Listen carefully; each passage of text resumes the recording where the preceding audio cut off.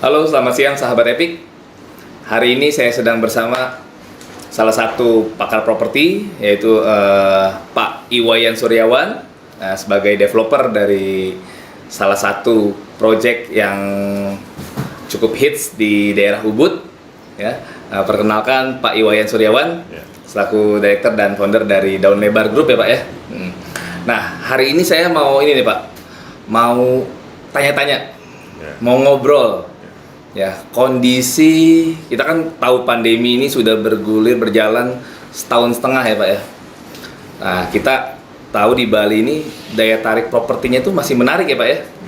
Masih menarik. Nah, menurut Pak Wayan sendiri nih Pak, bagaimana tanggapannya, mungkin ada mau sharing cerita Pak di Bali selama masa pandemi ini, khususnya properti Pak. Baik. Sahabat Epic, saya Iwayan Suryawan. Senang sekali siang ini sama Pak Albert ngobrol-ngobrol tentang properti di Bali.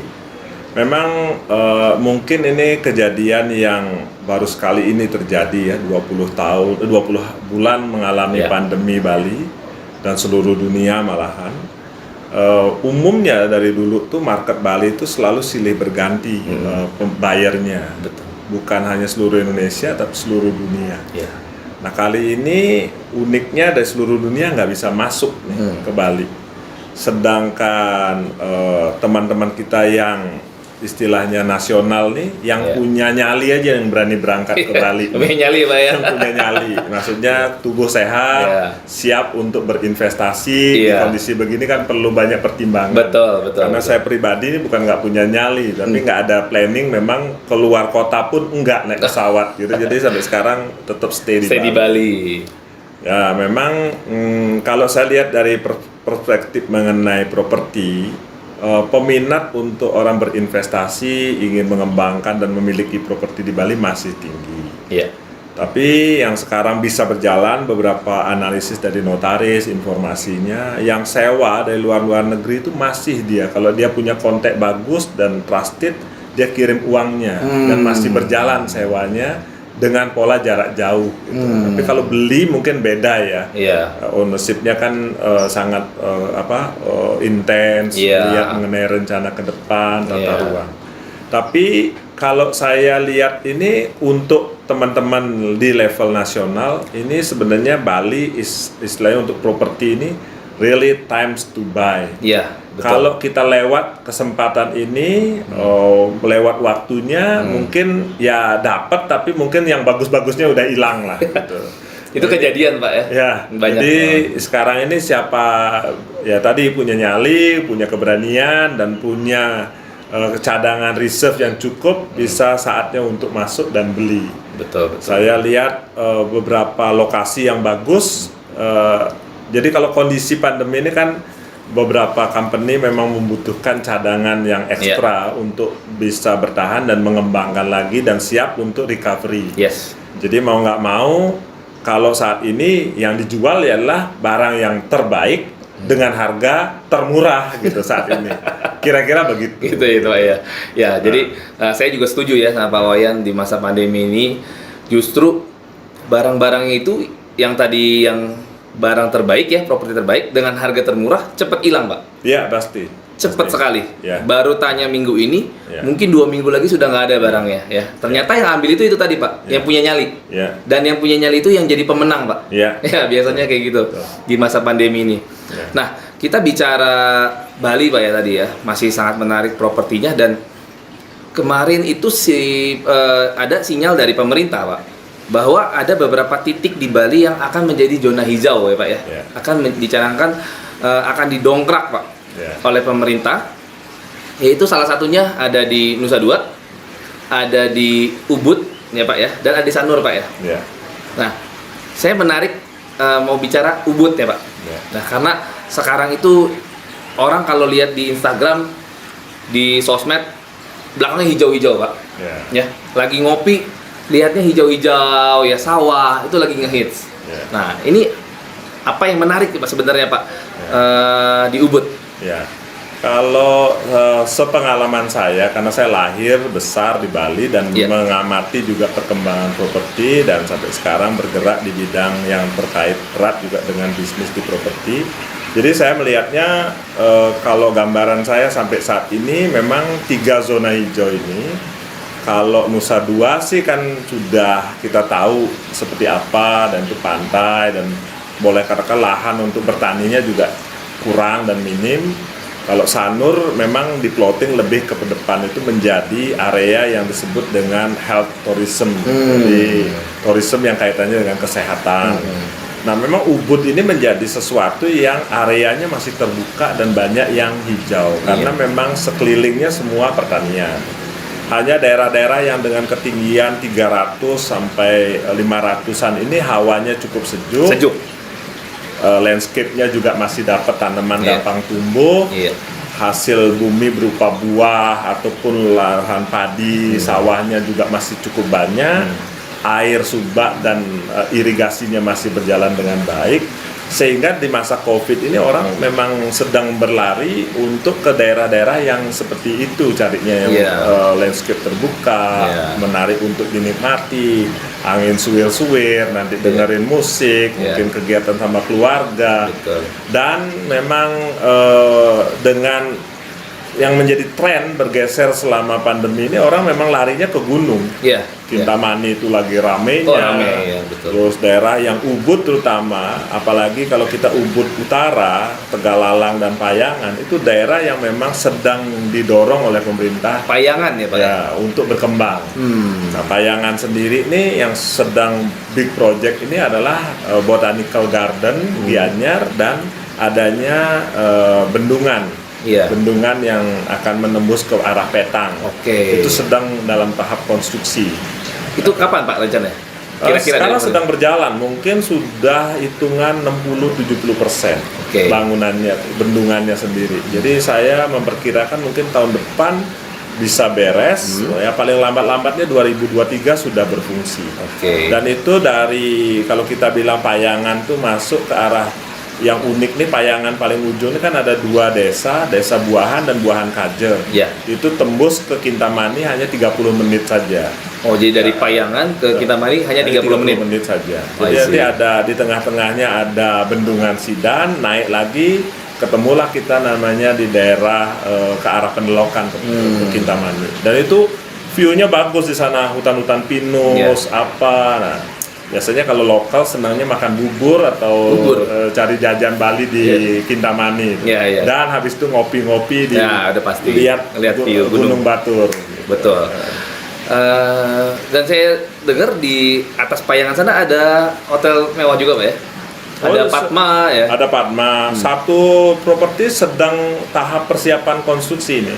Hotel resort 15 hektaran. Itu sedang mulai cut and fill sekarang. Di dekatnya Padma itu Pak? Enggak, dari daerah kan di daerah sekitaran Payangan Buahan tuh baru ada Hanging, Nandini sama Daun Lebar.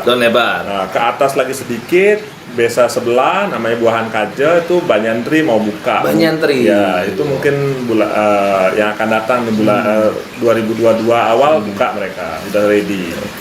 Artinya di daerah ini propertinya yang bintang 4 ke atas Pak ya? Ya, sedang dalam tahap memang, karena Ayung River ini menjadi daya tarik untuk investasi, karena Badung daerah Petangnya kan tidak boleh bangun, itu KDB-nya zero. Nah, daerah yang bisa didevelop, dikembangkan tuh banyak di Buahan. Enak sekali. Tadi kalau bicara air subak juga enak dengar Pak. Begitu turun Pak ya, kalau kita ke daerah Payangan, daerah atas ini, dengar air mengalir, air subak itu enak banget. Sejuk udara, ya kan, dengar air, tenang langsung. Nah, hari ini teman-teman, kita lagi ada di mana Pak Wayan? Villa Daun Lebar. Ya, kita lagi ada di Villa Daun Lebar ya. Kita lagi ada di Villa Daun Lebar. Adanya di Payangan ya Pak ya? Adanya di Payangan. Di Desa Buahan. Nah, ini kalau saya pernah nginep Pak di sini Pak ya. Jadi saya pernah nginep, pernah ajak family, pernah bawa tim juga. Ini rasanya nggak pernah bosan Pak kalau datang ke sini Pak. Ada yang berbeda lah gitu Pak ya. Suasananya, terus bener-bener saya tuh berasa Pak ya kalau di sini, saya merasa kayak tinggal di desa Pak. Nah, ini boleh diceritain Pak, konsepnya dari Daun Lebar sendiri. Dan kenapa nih ada daun lebar 1 dan ada daun lebar 2? Ya. Nah, boleh diceritain, Pak? Ya. Jadi awal saya kan memang mulai masuk ke buahan ini dalam pembebasan lahan.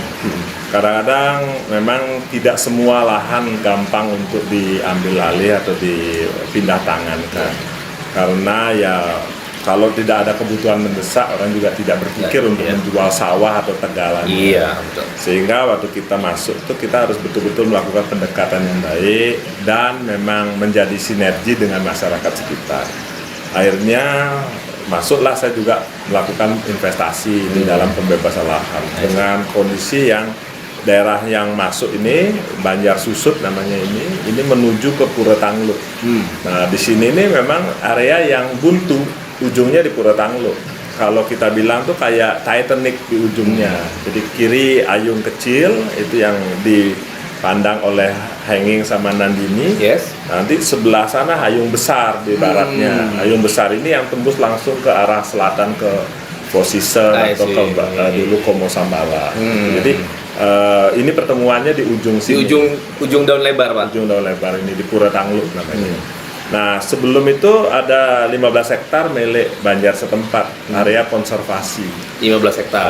Dan itu memang digarap oleh penduduk, tapi tidak boleh dibangun apapun dalam bentuk yang sifatnya nanti bangunan permanen. Jadi akan tetap hijau lah. Hijau. Dijaga ya, Pak ya? Dijaga oleh masyarakat sendiri karena memang milik desa adat. Nah, kita merupakan properti yang terakhir yang boleh areanya dikembangkan.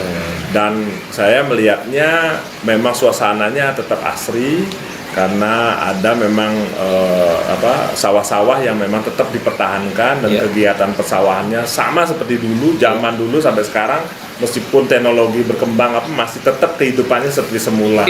Jadi kan sore-sore kita lihat ada orang tetap cari kayu bakar, tetap dengan pulang ke sawah, ngusir burung, semua kegiatan itu ngusir burung tuh, Pak.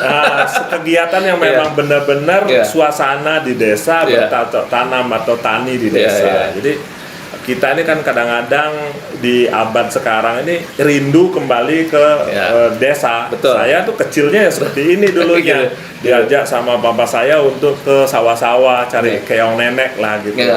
Kakul istilahnya bahasa Bali-nya. Nah, itu masih bisa didapatkan suasana itu di tempat ini. Nah, saya istilahnya nih mengembangkan itu juga istilahnya ayo ajak teman-teman nih retire bareng nih di desa. Nah, dengan konsep di daun lebar itu namanya slow living retreat. Slow living retreat. Jadi kita mundur kehidupannya dari yang kehidupan cepat, pace-nya di kota segala macam untuk kembali slow, menikmati apa yang Tuhan ciptakan, lingkungan yang baik, udara yang segar, tidak bising karena memang nggak ada mobil atau apa yang lalu lalang gitu ya. Di sinilah di daun lebar ini. Nah, saya lihat tahap 1 tuh demand market bagus. Setelah kita bangun, kan di properti di Bali ini kan banyak macam investasinya. Ada orang bisa beli rumah di perumahan, ada beli villa nyempil sendiri gitu, ada tetangga kanan kiri, ada model beli kondotel gitu. Betul. Nah, atau beli tanah dia agak besar, dia bangun yang kecil, jadi macam-macam bentuknya. Nah, saya menawarkan satu konsep dari pengalaman saya di properti, saya menawarkan satu konsep untuk kita punya unit properti berupa rumah tinggal atau villa modelnya yang ada suasana yang bagus dengan lingkungan yang baik, sehingga kalau tidak ditempati kita manage gitu. Jadi dibantu manage. Jadi istilahnya ada passive income kalau lagi tidak ditempati. Kalau mau liburan tinggal bawa koper aja, nggak usah pusing apa-apa. Kadang-kadang kan kalau kita punya villa sendiri, datang mesti bebersih. Nah itu repot jadinya. Jadi lama-lama yang diajak liburan bisa marah. Bisa capek duluan. Aduh, mesti ngepel, nyapu apa segala macam, nggak usah kesana dah. Nah, ini kan saya merasakan bagaimana seorang istri inginnya bawa anak-anak dia bisa santai, anak-anak berenang dia bisa nikmati, masih bisa ngobrol, makan bareng. Suasana itu kita bisa dapatkan di daun lebar. Jadi ini yang daun lebar ada 2 ya, Pak ya? Daun lebar 1 dan di seberang sana ada daun lebar 2. Nah, daun lebar 1 sudah beres nih, Pak. Sudah habis. Dan sudah jadi semua nih kita lihat. Jadi ada yang 2 bedroomnya, ada yang 3 bedroom, ada 1 bedroomnya, ada 3. Oke. Nah, di daun lebar tahap 1 sendiri juga dulu dijual juga, Pak? Dijual. Kasih kesempatan ke orang lain untuk investasi. Untuk investasi, Pak. Oke. Ya. Dan sudah nggak ada, Pak, ya? Kalau sudah sold out itu tahun 2019 sudah habis. Okay. Dan kita di 2018 kita sudah operate. 2019 malah okupansinya sangat bagus, mendekati 80%. Rata-rata selama setahun tuh rata-ratanya 80%. Ya. Di tahun 2019. Dan karena ada pengalaman baik di tahap 1 mungkin, Pak, ya, saya melihat ini yang menjadikan adanya daun lebar tahap 2. Ya, kalau saya lihat kita kan cuma punya 3 unit aja 1 bedroom di tahap 1. Ya. Sedangkan kalau orang asing datang tuh nyarinya ke Ubud ini identik dengan honeymoon. One bedroom. 1 bedroom carinya. Nah, makanya kita lihat wah ini bisnisnya malah lebih bagus. Jadi kita malah sacrifice 2 bedroom itu jadiin 1 bedroom. Oke. Karena rata-rata malah bisa bayangkan rata-rata nih selama waktu itu kita hitung dari Januari sampai Oktober waktu itu. Iya. Okupansinya 1 bedroom itu 160% hampir. 160% untuk 1 bedroom. 1 bedroom rata-rata tiap bulannya. Jadi artinya tinggi banget itu permintaan 1 kurang bedroom. lah ya. Kurang supply-nya. Oke. Jadi mau nggak mau kita akhirnya konsepnya buat yang di tahap 2 itu 17 villa itu semuanya 1 bedroom. Jadi nanti di sana tuh honeymoon banyaknya yang kita plotting di sana. Di sini untuk family jadi. Gitu. Daun lebar tahap 1 untuk lebih ke family, daun lebar tahap 2 lebih ke honeymoon. Nah, konsepnya di daun lebar tahap 2 nih, Pak. Ada beda nggak sama di tahap 1? Oh, beda, dan itu melengkapi tahap 1. Ya, mungkin ada yang mau ditambahkan di tahap 2. Kalau tahap 1 ini kan ada lobby dan restoran aja. Di tahap 2 kita buat yang ada public pool. Yang bisa untuk fungsinya kita juga bisa jadikan fungsi untuk wedding. Small wedding lah gitu. Jadi ada kayak function room gitu? Pokoknya dia restorannya bisa dirubah di dekor langsung menjadi tempat untuk wedding, kayak floating gitu wedding chapelnya gitu. Nice. Dengan begitu harapannya siapa tahu kalau misalnya weddingnya cuman 50 orang sampai 100 undangannya, dia bisa blok lah satu villa itu private wedding party. Nah, itu konsep itu sekarang lagi banyak dengan kondisi pandemi itu menjadi tren tuh, Pak. Jadi orang nggak mau ada campur-campur, keluarga sendiri semua di blok 17 villanya, public areanya, breakfastnya mau rame-rame, keluarga semua itu menjadi tren sekarang. Saya baru aja datang ke satu wedding, mereka bisa relax, kita bisa ngobrol panjang lebar, weddingnya malah ya 3 jam lebih itu sampean gitu. Jadi benar-benar intimate wedding. Mungkin kalau di sini bisa seharian ya. Kasihkan ya kan? Kan suasana sejuk, adem gitu. Ya kapan lagi bisa entertain the whole family dengan suasana yang bagus, yang private banget gitu kan. Nah, kalau bicara daun lebar sendiri, Pak ya. Ini saya datang ya 2 bulan atau 3 bulan yang lalu. Saya datang nih, progres ternyata tetap jalan, Pak ya? Ya, memang kan bagaimanapun juga kondisi gitu. Ini kan banyak hal orang harus berhitung benar kondisi saat ini. Karena terus terang banyak hotel yang memang kebingungan mengambil keputusan. Tutup rugi dan rusak bangunannya. Jalan terus pun kondisi kadang-kadang mesti rugi juga karena keputusannya mendadak berubah. Tiba-tiba ada PPKM. Tidak boleh bergerak ya, artinya kan market langsung shrinkage. Nah, ini tidak mudah untuk menyikapi. Tapi kita berkomitmen selama ini jalan, apapun keputusan pemerintah kita ikuti dengan standar protokol kesehatan yang tepat dan baik. Nah, selama waktu kemarin awal COVID di April sampai Juli 2020 di sini desanya yang tutup. Desanya ditutup? Desanya yang tutup sendiri, Banjarnya itu menutup memang untuk akses dari luar. Jadi mau nggak mau kita harus memang tutup. Setelah itu? Tapi dengan tutup itu kita berubah. Kita kembangkan agro dan juga perikanan untuk supporting. Nah, kita malah dapat namanya konsep dari farm to tables gitu. Jadi kita nanam apapun nanti itu bisa diambil dimakan di sini. Gitu. Jadi kalau saya kemarin itu nginep, itu yang disajikan makanannya itu hasil dari panen. Ya, salada apa semua dari hasil panen sendiri bisa kita nikmati gitu. Jadi sehat ya, Pak ya. Ya, makanya tinggal di daun lebar ya. Lari ke istilahnya hasil kebunnya lah kita malah area-area yang kita masih belum develop kita sudah rubah semua menjadi pertanian. Kita nanam jahe, nanam kencur, nanam kunyit, bumbu-bumbuan semua ada. Jadi semua itu nanti bisa kita serai kita bisa petik dan kita bisa pakai. Gitu. Ya, sama yang menarik kemarin Pak. Itu pas saya tahun lalu ya bawa tim ke sini itu ternyata ada trekking ya Pak ya. Ya. Jadi juga pengalamannya menarik Pak. Ya, jadi orang yang datang ke sini kan ingin menikmati alam. Ya. Jadi ya kita siapin paket-paket untuk trekking ke sawah-sawah. Nanti bisa dengerin angklung, orang main suling segala macam. Jadi ya kembali ke suasana zaman dulu lah semuanya gitu yang jauh dari sophisticated gitu. Jadi ini lucu ya sahabat Epic. Jadi bahwa sangat-sangat menarik ketika kita ingin menikmati suasana desa dan benar-benar kita mengalami sendiri Pak, experience sendiri. Kita jalan di sawah ya, ada pemandunya. Di tengah-tengah sawah kita disajikan kelapa di gubuk gitu Pak ya. Nah, itu yang berbeda dari daun lebar villa sendiri ya. Oke, jadi saat ini daun lebar tahap 2 juga dibuka kesempatan Pak ya untuk para investor untuk investasi di daun lebar tahap 2 ya Pak ya. Nah, jadi kalau lihat dari ritmenya kan memang selama ini kita terus maintain operation daun lebar 1.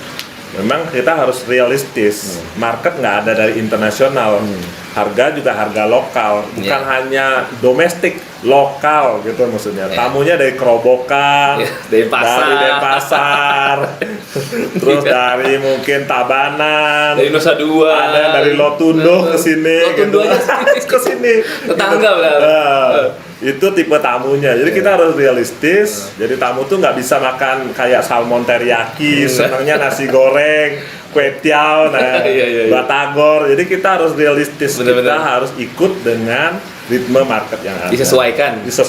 Itu yang kita jalankan selama ini, Pak. Makanya daun lebar tetap ramai, Pak ya? Ya, jadi malahan waktu sebelum PPKM kemarin kita tuh di halaman 1 kalau untuk booking di OTA. Iya. Pas nyepi, itu temen mau booking udah nggak fully book. Itu sampai waiting list kira-kira 6 atau 8 customer. Makanya. Gitu. Jadi itu yang menurut saya menjadikan nilai investasi yang menarik Pak ya untuk berinvestasi di daun lebar ya. Dan di daun lebar sendiri dikasih rental garansi juga ya Pak ya. Lalu juga fully furnished Pak ya dikasihnya, bener ya? Dikasih fully furnished sampai ini semua Pak, dapat Pak? Karena gini, kalau setup desain villa kayak model kita, kalau standarnya nggak bagus, nggak quality, nggak menarik.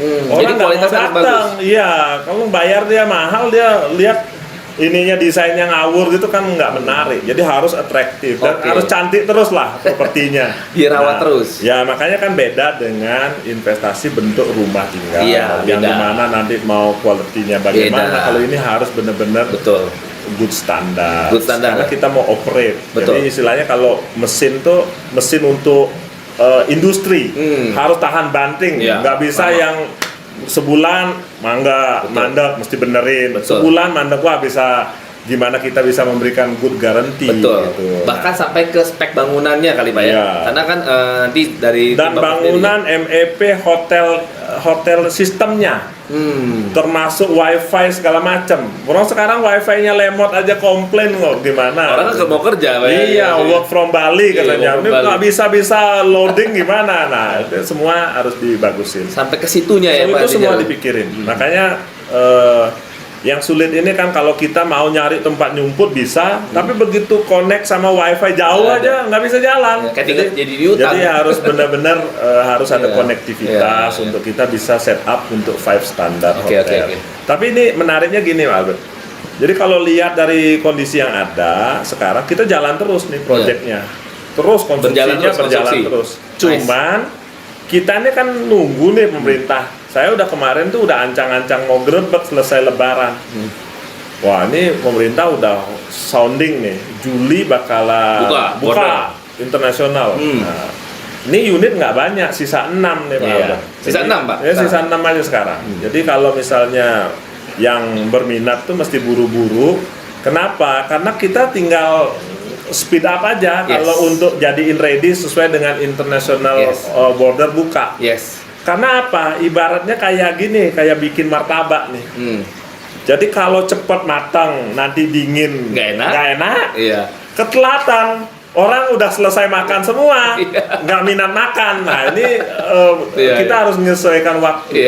Jadi istilahnya kita ini tepung harus disiapin, telur harus siapin, adonan udah jadi nih. Begitu beneran buka nih, grebek jadi gitu. Sebab kalau kecepatan jadi, kita maintain nggak ada market dan harganya nggak bagus, bisa bonyok yang ngurusnya. Tapi kalau kemudian telat jadi, bisa kelewatan marketnya. Nah ini yang memang nggak mudah, sesuaikan timing nih, karena semua kan kita nggak bisa ngerti. Siapa yang bisa duga? Sudah euforia tuh Maret kita mau buka. Boleh katakan yang ya istilahnya kalau punya sapi, sapinya juga dijual untuk siap-siap buka bulan Juli tuh. Tiba-tiba varian Delta muncul.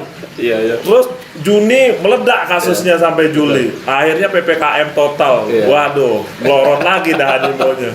Kita tinggal di rumah semua, balik kayak ke bulan April tahun lalu. Nah, siapa yang nyangka? Nah ini yang tidak mudah melihat situasi. Asih. Tapi gak apa-apa Pak, kita melihat ini yang kenyataannya daun lebar tahap 1 ini masih sangat sehat ya. Saya lihat nggak ada kolam-kolam yang ijo-ijo, nggak ada Pak. Lalu juga pas nyepi aja masih penuh. Ya, jadi ini adalah menurut saya suatu investasi yang limited Pak di area ini. Karena unitnya cuma ada tinggal 6 unit Pak sekarang ya. Dari total berapa unit Pak? Tahap 2? 17 unit, sisa 6 unit. Kalau tahap 1 sendiri 12 unit Pak ya? 12 unit. Oke, jadi limited sekali ya Pak ya. Nanti Bapak Ibu bisa nih langsung mampir main ke daun lebar. Jika memang sudah bukan hanya mampir Pak Albert. Bukan mampir. Tinggal stay. Nginep di daun lebar, rasakan seperti apa gitu. Oke. Benar-benar jadi menguji apa yang kita tadi ceritakan. Bisa langsung rasakan di sini bagaimana ambience-nya, nikmatnya tinggal di daun lebar, karena saya sudah merasakannya ya, dan ketagihannya. Dan setelah tinggal dijamin pengen punya unit di sini pasti. Dan tadi Pak Wayan udah cerita tinggal 6 unit ya Pak ya. Nah, bisa langsung nanti menghubungi property agent kepercayaan Bapak Ibu. Oke. Pak Wayan, saya rasa cukup ya Pak Wayan ya. Terima kasih. Udah jam makan siang nih. Saya ingatkan saja memang siapa cepat dia yang dapat di masa sekarang ini. Good investment in Bali ya. Good investment. Yang sehat Pak ya. Yang sehat. Yang punya nyali, yang menang Pak ya. Oke. Terima kasih sahabat Epic. Selamat siang. Mari.